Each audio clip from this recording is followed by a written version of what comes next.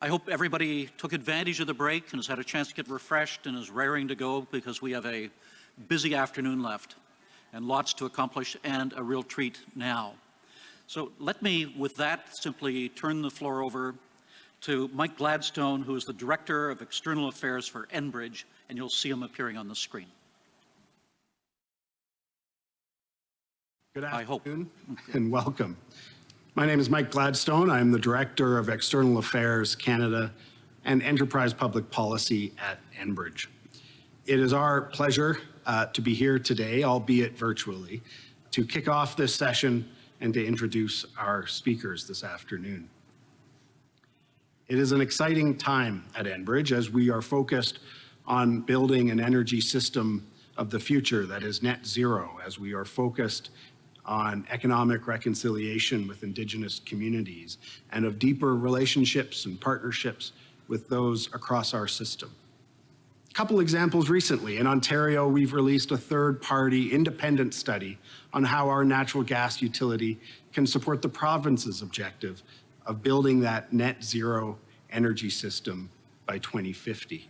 And in Alberta, recently announced a partnership with 23 Indigenous communities as partners in our Athabasca pipeline system.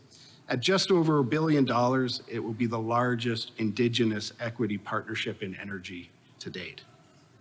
There is no more prolific trading relationship in the world than that between Canada and the United States. And the most important part of that trading relationship is energy. We know this to be true at Enbridge, where our natural gas and liquids pipeline system connects the greatest supply basins with the biggest demand centers in Canada, in the United States, and around the world. As chair of the Canada-US Committee at the Canadian Chamber of Commerce, I know this matters to the Chamber and its members. I also want to thank Perrin and Mark and the whole team at the Chamber for all of their work in continuing to focus and build the relationships between Canada and the United States as we tackle these big issues together. Build Back Better, it has its challenges. It also has its opportunities. For Canada and the United States together, it creates new opportunities in carbon capture, utilization, and storage. New opportunities for hydrogen and for how we can utilize renewable natural gas to build that energy system of the future. In Canada, we need to focus on our partnership with the United States in advancing the energy systems of the future and being inside that American tent as we tackle these great challenges. I now have the pleasure of welcoming to the stage our speakers today. Of course, Perrin Beatty is well known to all of us as our fearless leader and the President and CEO of the Canadian Chamber of Commerce. And His Excellency David Cohen, Ambassador for the United States to Canada. Ambassador Cohen was posted here to Canada in December 2021 after a long and distinguished career as a businessman and attorney in the United States. Please join me in welcoming the Ambassador to the stage.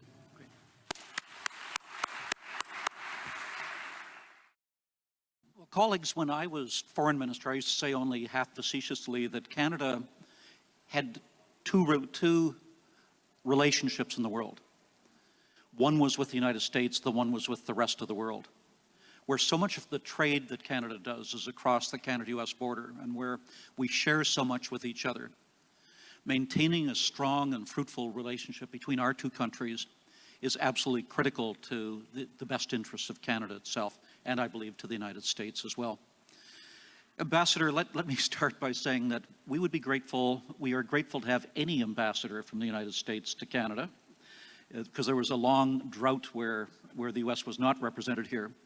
But we're particularly grateful to have one who has a long experience both in politics and in business, who understands the realities of business, and who is so passionately committed to the bilateral relationship.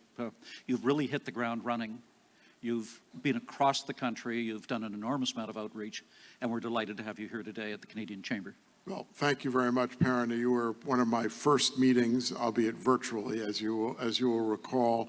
And this is a fantastic country. I mean, it is a big country. There are complicated issues, but as President Biden has said, there is no better friend of the United States anywhere in the world than Canada.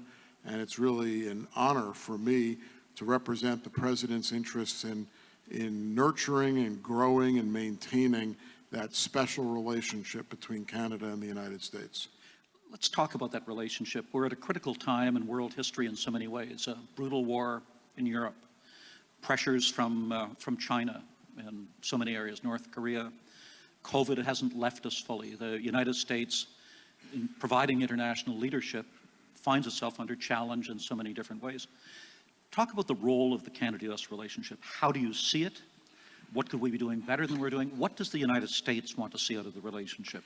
So you've teed up the question in the absolute perfect way. I mean, I couldn't be prouder to be an American and to be a friend of Joe Biden's, because I think the United States and Joe Biden have demonstrated uncommon leadership in these difficult times, rallying the world's democracies together to take on autocracies in Russia and China, and being a stabilizing influence in the world economy.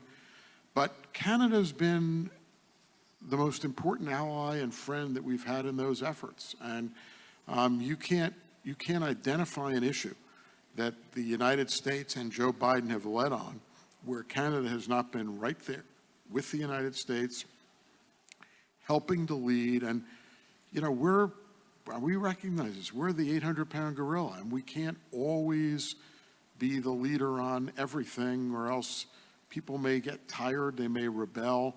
We need other allies to step up and to lead, and Canada's just been terrific at assuming that role in numerous occasions. So I'll just give you one example, and that is on the Declaration Against Arbitrary Detention, which was a Canadian-led effort, and in the scheme of the United States and Canada and the world's democracies, standing for values-driven, principled positions, a position against arbitrary detention is as principled and as democratic as anything out there, and Canada led on that initiative and has done a marvelous job, and frankly a better job than the United States could have done, because of our, there's a limit to how many times one country can go to the well. And so that's just one example, but there are many examples. The leadership that Canada's provided in connection with sanctions against Russia, the leadership that Canada and Chrystia Freeland has played on world economic matters, the leadership that Canada's played around energy security and the reaction to Russia's weaponization of oil and of energy. These are all places where Canada has just been an indispensable ally and leader, and I think that is the relationship that the United States treasures so much about our Canada relationship. Let's bring it down to the business relationship between our two countries. For the Canadian business community, that U.S. market is obviously the single most important market that there is, both as a supplier and as a market for us to sell to. What is the attitude in Washington these days with regard to the business relationship with Canada? For example, as you do major new spending on infrastructure and the like, and as you look at other elements of American policy, is the policy buy America or buy North American? So you and I have had a chance to talk about this before, and I'm a former quasi-journalist. I was an executive in a company that had arguably the world's largest media company in NBC News, NBC, MSNBC, et cetera. So I understand what it means when you say you don't bury the lead. So I don't want to bury the lead. Our relationship at $2.6 billion a day in trade across the border is generating millions of jobs on both sides of the border, and where more than 30 United States states count Canada as their largest export destination. Canada is the #1 trading partner of the United States. It's also true, as you say, that for Canada, the United States is its #1 trading partner. So with all the potential disagreements, what some people refer to as irritants, I don't really like that term, because for the industry involved, it's not an irritant. It could be the difference of life and death. But for all of those issues, it all has to be viewed against the context of this extraordinary trade and financial relationship. And I think that relationship is very much appreciated by the United States. It's very much valued by the United States. I don't think you can take an entire trade relationship and say, is it Buy American or is it Buy North American? I think the United States survives, thrives, and competes on a largely free and open trading relationship. And I think that has been the case with Canada too. The concept of Buy America and Buy American, let's remember, only applies to federal procurement. It has nothing to do with the private sector economy, which is the lifeblood of the economy for both Canada and the United States. And I think the United States, like almost every other country in the world, including Canada, has times when for federal procurement, for governmental procurement, there'll be an interest in building certain advantages in for American manufacturers and producers. Canada has a provision to do this, and in fact, used that provision around COVID-related procurement, implicating the so-called national security exemption and cutting American manufacturers out of that federal procurement. So this is a reality of the way in which governments procure products and services. But the overwhelming friendship and importance of the U.S.-Canada relationship has always led to a disproportionate number and examples of waivers or carve-ins or carve-outs for Canada. Happened in the Infrastructure Act under the Obama administration, and it has happened again in the Bipartisan Infrastructure Act. Sort of been lost in Canada, the Department of Transportation, which is the major administrator of those funds, put in place a 6-month waiver of the Buy American provisions in that act, and Canada is likely to be the largest beneficiary. Canadian businesses likely to be the largest beneficiary of that waiver, and then more importantly are the EV tax credit provisions, which were finally passed as part of the Inflation Reduction Act, which is an explicit Buy North American strategy and a Buy North American program. And you can tell that the world has noticed, since so many of the United States' other allies are upset about that provision and are now threatening to challenge it as being violative of World Trade Organization principles and don't like that principle. So that's a long way to answer the question that there's an overall bias to making sure that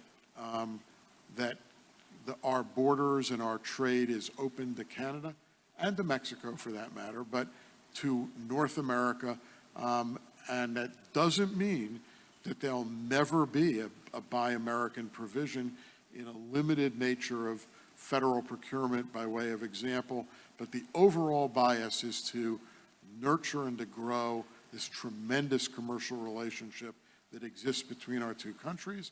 That is known, that is appreciated, and that is expected. Can we talk about the relationship on energy, specifically oil and gas? Yep. A sore point for Canadians, as you're well aware, was the decision very early in President Biden's term to cancel the Keystone XL pipeline.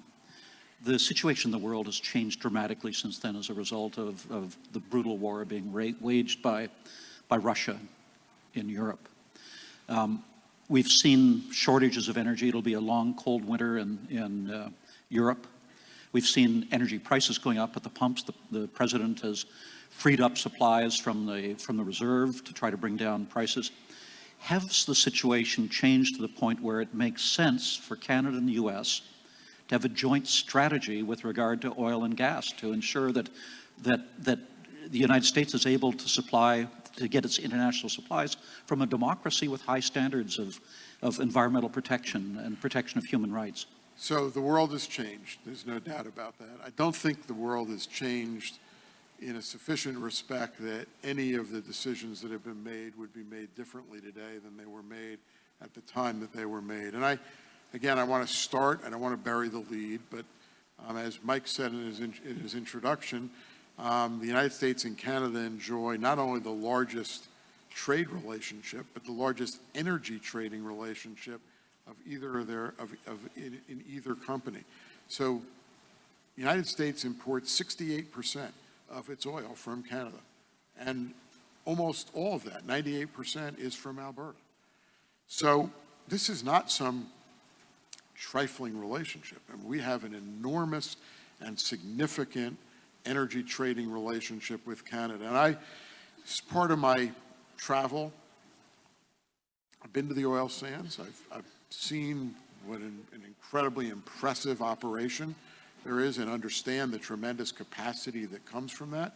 But I also went to Atlantic Canada and learned about the significant offshore oil production that is happening in Atlantic Canada, married, by the way, with wind and solar, which are cleaner energy sources.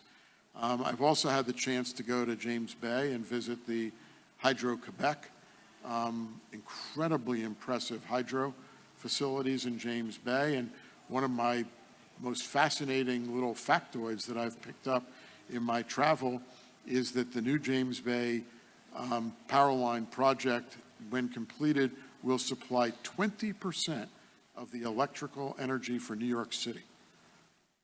And that is a two-way energy trading relationship because the infrastructure that's being built provides capacity for the United States to sell energy back, hydropower energy back to Canada when the balance is right. We've also learned that there is a significant hydro power relationship in Manitoba coming down to the United States, 250 megawatts of electricity coming down from Canada to Manitoba, and that is also a two-way relationship. And it's a little ironic to me that it's in the winter when the pricing and the balance works for the United States to be selling power back to Canada. And then we have Columbia River Basin, and the significant amounts of hydropower and hydropower trading that are occurring there. And I give you those examples because the future of our energy trading relationship is likely to be different than it was 5 years ago. There might be some people get upset with me for saying this, but we're not going to eliminate our reliance on fossil fuels. There's always going to be a significant fossil fuel market, and the United States will have a significant fossil fuel energy trading relationship with Canada.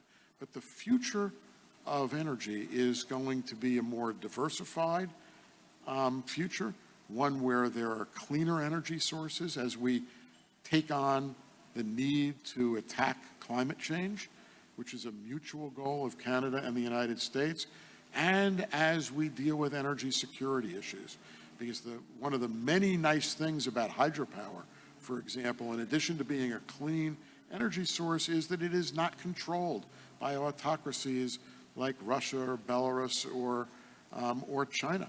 These are energy sources that are uniquely within our control, and as we transition and become less reliant on fossil fuels and more reliant on clean energy sources that we control in North America, our energy security and our national security will be improved. Great. Colleagues, just a reminder to you that if you have questions you'd like to put to Ambassador Cohen, please submit them through Slido, and in about 5 minutes or so, we'll take the questions from the floor. Ambassador, let's talk about the border. I understand you were recently in Detroit, Windsor, and you had a chance to see the Gordie Howe Bridge. As well as the Ambassador Bridge. And the Ambassador Bridge. It was a two-bridge visit. Two-bridge visit. This is the most important border crossing in North America. It really is symbolic of $300 million a day. Which is staggering when you think about that. Thinking in one border crossing, $300 million a day between the two borders. And it symbolizes the deep integration of our economies with each other, where a seat can be produced on one side of the border for an automobile and the chassis on the other side, and they match up in real time. Are there things that we can be doing to expedite and to expedite crossing the border and to reduce costs at the border and to make it more transparent for legitimate commerce and honest travelers to be able to cross? Well, I will say this. I mean, I think the Gordie Howe Bridge is an important infrastructure project that accomplishes just that. And I know there may have been some controversy, but I mean, I've been assured, I asked this question, there is fortunately plenty of traffic to support a busy and profitable Ambassador Bridge and Gordie Howe Bridge, and it's just more capacity that will enable us to have a more secure and a more robust supply chain crossing the border, and more efficient as well. And I think in the wake of the pandemic and the receding of the pandemic, I think we have been focused on making the border more seamless and making it easier, more efficient, and less expensive with less friction for freight, for cargo, and for human beings to be able to freely cross the border.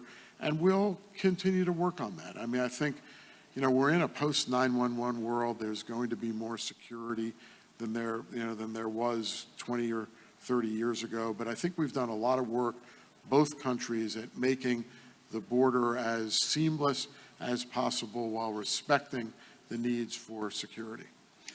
You won't. I know that you anticipate the next question that I have for you, but let me put a question on the floor first. How many of us here have Nexus cards? Can you put your hands up? Which are so important both for domestic travel in Canada and obviously for crossing borders as well. Yesterday, By the way, not to be provocative, but if I were in an American audience and asked how many people had Nexus cards, there would have been a substantially smaller showing of hands. Absolutely. About 80% of the members of Nexus are Canadian. Absolutely. It's really primarily a Canadian program. And it certainly reflects the fact that 90% of the Canadian population lives within 100 miles of the U.S. border. 90% of the U.S. population lives more than 100 miles from the Canadian border. So there's no question that it's of great advantage to Canadians. You'll be aware of the fact that yesterday in Washington, your counterpart, the Canadian ambassador to the United States, was speaking about Nexus, and she said that the U.S. government is holding the Nexus program hostage. Have you a response to that? So what I'd like to do, as opposed to responding, because I have enormous respect for Ambassador Hillman, what I'd like to do is take the opportunity, which I had a chance once with you privately, to give the facts around the Nexus program, what's really going on here, and to clarify that. So first of all, I will say, notwithstanding the fact that 80% of the customers of Nexus are Canadian, Nexus is a program that we value for the reasons that you said in your prior question. We want it to be easier and easy as possible for people to close the border. So our Department of Homeland Security, which is responsible for administering the border, and Secretary Mayorkas are strong supporters of Nexus and want to see Nexus work. But here are the facts, and it's really important, which is for many years, there's no news here from our perspective, but for many years, the United States has made clear to Canada that our CBP agents, Customs and Border Patrol agents who work in the Nexus centers, need to have the same standard basic legal protections that CBP agents who do pre-clearance work in Canada have. And by the way, that our CBP agents around the world have. The CBP agents do pre-clearance in 5 other countries in addition to Canada, and everywhere those CBP agents have a basic set of legal protections. CBP agents doing nexus work have not had those basic legal protections. The United States said, starting in 2015 at least, that we needed to correct that. So this is not some new dispute. It's not renegotiating an agreement, because we don't have an agreement that covers. But when we closed the nexus centers because of the pandemic, we unambiguously told the Canadian government that we would not reopen them unless our CBP agents were afforded the same basic legal protections as our CBP agents who were doing pre-clearance work. By the way, many of those CBP agents are the same people. One day they may be doing pre-clearance work, one day they may be doing nexus work, and we're trying to look out for our CBP agents to make sure that they have basic legal protections. That is what this is about. And the solution to this problem is wholly within Canada's control. That is, they can extend those same legal protections to all CBP agents, regardless of whether they're doing nexus work or pre-clearance work. Now, there's been some hang-up as to whether it's hard or easy to do this. I honestly don't know the answer to that, but it doesn't make any difference whether it's hard or easy.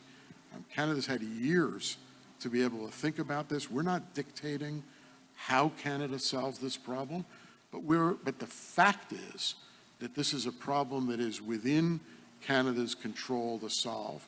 And if Nexus is as important to Canada as Canada says that it is, then it might be worth a little effort and doing something hard to be able to solve this problem. In the meantime, the United States has not sat idle. We have tried to implement what we can implement in order to reduce backlogs and to keep the Nexus system operating. So first and foremost, we're spending millions of dollars on additional hours for CBP agents in the United States to process Nexus applications to try and deal with the backlog. We have offered to extend Nexus membership for 5 years so that we at least buy some time as Canada works to solve this problem. We probably, by the way, the Prime Minister said this on Thursday. We acknowledge that this is an issue that involves high-level discussions on almost a daily basis between the right people in Canada and the right people in the United States. I've been involved in some of those discussions, but Secretary Mayorkas and Minister Mendicino have talked frequently about this, and we're exchanging ideas. And one idea is to do this virtually as opposed to in person. There are some legal issues with that. Nexus, the statute that authorizes Nexus, requires on its face in-person interviews. But we have told Canada we will look at that, we will see whether there is a way around it, and we're in the process of doing that. So the United States has extended itself to try and find ways to reduce the backlog, to make this system work. We are committed to the program, but it is going to require, the long-run solution will require Canada to extend those basic legal protections to our CBP agents doing Nexus work, not more, but identical to the protections that the CBP agents, as I said, often the same CBP agents, one day they might be doing pre-clearance, one day they might be doing Nexus work. So it's nothing extraordinary, and it's the same set of legal protections that are available to CBP agents in 5 other countries around the world. One other very quick question before we go to the questions from the floor. This is the off-year elections coming up in a couple of weeks' time. What should the Canadian business community be looking for in these elections? What are the potential impacts economically and particularly in terms of the bilateral business relationship between Canada and the United States? So, as you observed in the intro, I've been very involved in politics, but I've had to learn as United States ambassador to try not to talk like a political consultant and get too deeply into politics. look, I remind everyone that there's a rhythm in the United States midterm elections. In every election since the every midterm election since the 1940s, the party in power in the White House has lost seats in the House, and in most of those elections, they've lost seats in the Senate as well. So there's a rhythm where I think you can expect a pickup of Republican seats in the House, maybe in the Senate, maybe not. I think it'll be much closer in the Senate. So unless there's a dramatic pickup of 30, 40 seats in the House, I don't think you can take much. I don't think you can take much from that pattern. As a business person, U.S. or Canadian, I'm not going to be very worried about what happens in the midterms, again, because I think it's going to be well within the pattern of what normally happens in midterms. And more importantly than that, no matter what happens in the midterms, Joe Biden will be president of the United States for at least another 2 years. And so I don't think even the House and/or Senate going Republican is going to fundamentally change trade policy or foreign policy toward Canada, because those policies are much more controlled by the White House and the President than they are by the Congress. But I've learned Canadians pay a lot of attention to politics in America. By the way, a lot more attention than Americans pay to politics in Canada. And you do have to look at the outcome of the elections and see whether there's a trend line that would carry forward into 2026 and might relate to the 26 elections, including the presidential elections. And that's really going to depend upon what the results look like, and in particular, what the results look like in 6 to 10 swing states that tend to decide presidential elections. We're just about out of time, but we'll squeeze in 2 more questions, Okay, if that's okay. I'll be shorter. From the floor. By coincidence, Charles from the FCCQ asked exactly the same question on Slido. Okay. So I just asked you. So let's go to Kelly Holohan, who asked what lessons were learned during the COVID-19 pandemic about cross-border trade and commercial activity, and what action is being taken? So I think different people may have different opinions about that. My own opinion is that Canada and the United States learned the importance of following science in making those decisions.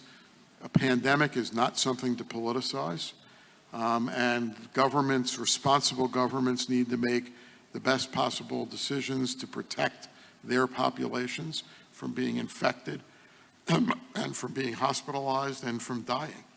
And I think both countries drew an appropriate balance. It may have seemed tough at the time, but drew an appropriate balance and were successful, not in eliminating hospitalizations, not in eliminating deaths. I mean, we had hundreds of thousands of people die, but I think we limited the damage overall from a health perspective.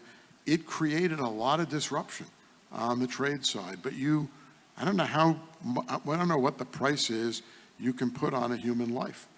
And so I'm pretty proud of the balance that the United States demonstrated through the pandemic, and I think Canada demonstrated a similar balance. I think although you're right when you commented that we're not free of the pandemic, I do think that the number one breakthrough in the pandemic were the development of mRNA vaccines, which have undoubtedly reduced the severity of cases of COVID. They haven't wiped out COVID, but I think COVID is a lot less scary than it is now and than it was at the time of the height of the pandemic. And that allows for more flexible policies that allow for more open borders and things like making ArriveCan optional, as Canada has done, making it easier to cross the border. And so I think, it's even though medicine is science, and I said our success was we learned to follow the science. Science is not necessarily precise.